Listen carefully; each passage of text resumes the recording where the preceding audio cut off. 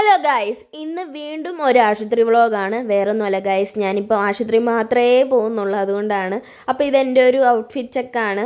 ഇത് ഞാൻ യൂട്യൂബിൽ ഒരു വീഡിയോ കണ്ടിട്ട് മേടിച്ചാണ്. ബാക്കിൽ വള്ളിയും കാര്യങ്ങളൊക്കെ ഉണ്ട്, നല്ല കംഫർട്ടബിൾ ആണ്.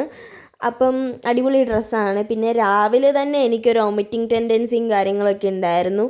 എന്തോ തലയ്ക്കൊരു മന്ദത പിടിച്ച പോലൊക്കെ ആയിരുന്നു വന്നത്. പിന്നെ ഞാൻ അവിടെ കഫേയിൽ പോയിട്ട് ഒരു കോഫിയും കാര്യങ്ങളും ഒക്കെ കുടിച്ച് അപ്പം ഡോക്ടറിനെ കാണാൻ വേണ്ടിയിട്ട് പോയേക്കുമായിരുന്നു. അപ്പം ഡോക്ടർ വരാൻ വേണ്ടിയിട്ട് 12 മണിയൊക്കെ ആകും എന്ന് പറഞ്ഞു. കുറച്ച് ലേറ്റ് ആവും, അതുവരെ വെയിറ്റ് ചെയ്യാമെന്ന് പറഞ്ഞു. അപ്പോഴത്തേനും ഞാനൊരു ഉറക്കമൊക്കെ പാസ്സാക്കി ഉറങ്ങി, ചെറുതായിട്ടൊന്ന് ഉറങ്ങി. പിന്നെ ഡോക്ടർ കാര്യങ്ങളൊക്കെ വന്ന് അമ്മ ഒരു ബ്ലഡ് ടെസ്റ്റിന് കൊണ്ടുപോയി ബ്ലഡും ടെസ്റ്റ് ചെയ്ത് അപ്പോഴത്തേനും എനിക്ക് വിശന്നു. അപ്പം ഞാൻ കഫേയിൽ പോയിട്ട് ഒരു കട്ട്ലേറ്റ് മേടിച്ച് കഴിച്ചു. പിന്നെ അമ്മയെ ഒബ്സർവേഷനിൽ കയറ്റി.